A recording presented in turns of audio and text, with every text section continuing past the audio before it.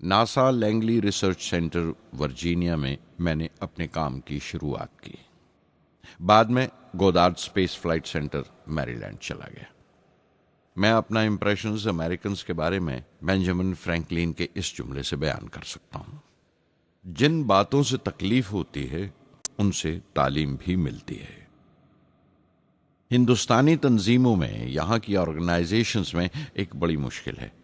جو اوپر ہیں وہ بڑے مغرور ہیں، اپنے سے چھوٹوں کی، جونیئرز اور سب آرڈینیٹس کی رائے لینا اپنی حتک سمجھتے ہیں۔ کوئی شخص بھی اپنی خوبی دکھا نہیں سکتا اگر آپ اسے ملامت ہی کرتے رہیں۔ اصول اور پابندی اور سختی اور ظلم کے بیچ کی لائن بڑی مہین ہے، باریک ہے، اس کی پہچان بہت ضروری ہے۔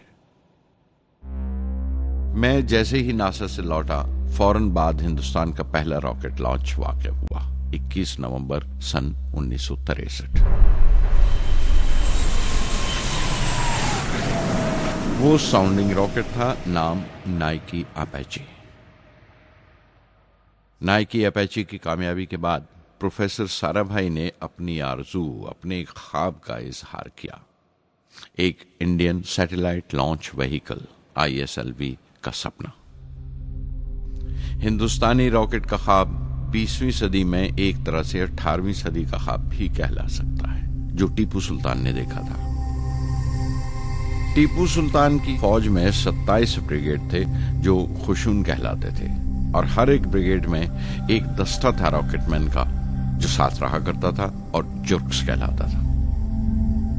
جب ٹیپو سلطان مارا گیا تو انگریزوں نے 700 راکٹس اور 900 راکٹ کے سب سسٹمز برآمد کیے 1799 میں تیروکناہلی کی جنگ کے بعد۔ وہ راکٹس ولیم کانگریو نے انگلینڈ بھیجوا دیے جانچ پڑتال کے لیے، اس کی تکنیک سمجھنے کے لیے، جسے آج کی سائنسی زبان میں ہم ریورس انجینئرنگ کہتے ہیں۔ ٹیپو سلطان کی موت کے ساتھ اس خواب کی بھی موت ہو گئی، کم سے کم 150 سال کے لیے۔ پنڈت جواہر لال نہرو کی بدولت وہ راکٹری کا خواب ایک بار پھر ہندوستان میں زندہ ہوا۔ پروفیسر سارا بھائی نے اس خواب کو حقیقت بنانے کی ذمہ داری اپنے سر لے لی۔ بہت سے تنگ نظر لوگوں کو اعتراض تھا اس بات پر کہ اس ملک میں جہاں لوگوں کو 2 وقت کی روٹی نصیب نہیں ہوتی، وہاں ان سپیس اڑانوں کو، ان خلائی تحریکوں کو کیوں ترجیح دی جا رہی ہے۔ لیکن پردھان منتری پنڈت نہرو اور پروفیسر سارا بھائی کے نظریے میں کسی قسم کا مبالغہ نہیں تھا۔ ان کے نظریے بالکل صاف تھے کہ اگر دنیا کے ملکوں میں اور دنیا کے مسئلوں میں کوئی حصہ لینا ہے، شرکت کرنی ہے، ہندوستان کو کوئی حیثیت حاصل کرنی ہے، تو سائنس اور ٹیکنالوجی کی ترقی اور خود مختاری، سیلف ریلائنس اشد ضروری ہے، اور ان کا مقصد طاقت کا مظاہرہ ہرگز نہیں تھا۔ سہج پکے سو میٹھا ہوئے۔ تھمبا میں 2 راکٹ سہج پکے مگر کامیاب ہوئے، ایک روہنی، دوسرا مینیکا۔ اگلا سال لگا ہی تھا جب پروفیسر سارا بھائی نے مجھے دہلی بلا بھیجا۔ ایک میٹنگ تھی اور میٹنگ میں گروپ کیپٹن VS نارائنن سے میرا تعارف کرایا گیا، جو ایئر ہیڈ کوارٹرز سے تھے۔ پروفیسر سارا بھائی نے ریٹو تیار کرنے کا ارادہ ظاہر کیا، rocket assisted take of system, ایک ملٹری ایئر کرافٹ جو راکٹ کی مدد سے اڑایا جا سکے بڑی چھوٹی سی جگہ میں۔ شام تک یہ خبر بھی عام ہو گئی کہ ہندوستان ایک خود ساختہ ملٹری ایئر کرافٹ تیار کر رہا ہے اور میں اس پروجیکٹ کا مختار ہوں، ذمہ دار ہوں۔ میں کئی طرح کے جذبات سے بھر گیا، خوش بھی تھا، شکر گزار بھی، خوش قسمت بھی، اور ایک احساس ہوا تکمیل کا، فلفلمنٹ کا۔ 19ویں صدی کے ایک شاعر کی یہ سطریں بہت یاد آئیں: ہر دن کے لیے تیار رہو، ہر دن کو ایک طرح ہی ملو، جب اوکھلی ہو برداشت کرو، جب دستہ ہو تو وار کرو۔ ریٹو پہ کام کرتے ہوئے 2 اہم واقعات ہوئے۔ پہلا تو یہ تھا کہ اپنے دیش میں پہلی بار اسپیس ریسرچ کا 10 سالہ پروگرام تیار ہوا، جس کے آتھر تھے پروفیسر سارا بھائی۔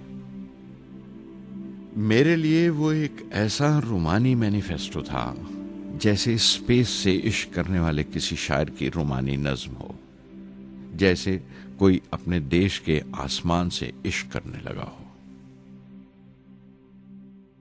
और दूसरा वाकया मिनिस्ट्री ऑफ डिफेंस में मिसाइल पैनल का तैयार होना। नारायणन और मैं, हम दोनों उस पैनल के मेंबर थे। उस वक्त तक भविष्य की आने वाली SLV सैटेलाइट लॉन्च व्हीकल का नाक नक्शा भी तैयार हो चुका था। प्रोफेसर साराभाई अपने देरीना ख्वाब को ताबीर देने के लिए कुछ और साथियों का चुनाव कर चुके थे। मैं खुद को खुशकिस्मत समझता हूं कि मुझे उस प्रोजेक्ट का लीडर चुना गया। उस पर प्रोफेसर साराभाई ने मुझे एक और जिम्मेदारी भी सौंपी कि लॉन्च की चौथी स्टेज मैं ही डिजाइन करूं।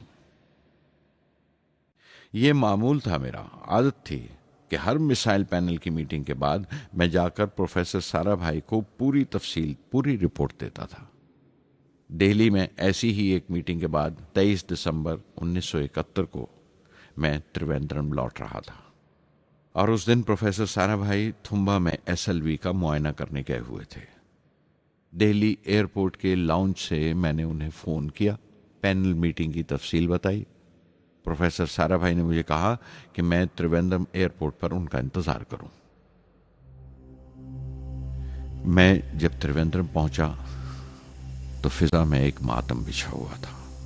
मुझे खबर दी गई कि प्रोफेसर साराभाई नहीं रहे। चंद घंटे पहले दिल का दौरा पड़ने से उनका इंतकाल हो गया। मैं थर्रा के रह गया। चंद घंटे पहले ही तो मैंने उनसे बात की थी। मेरे लिए वो बहुत बड़ा सदमा था। प्रोफेसर साराभाई मेरी नजर में इंडियन साइंस के राष्ट्रपिता हैं, जैसे राष्ट्र के पिता महात्मा गांधी हैं। उन्होंने अपनी टीम से रहनुमा पैदा किए और खुद अपने अमल से उनके लिए मिसाल साबित हुए।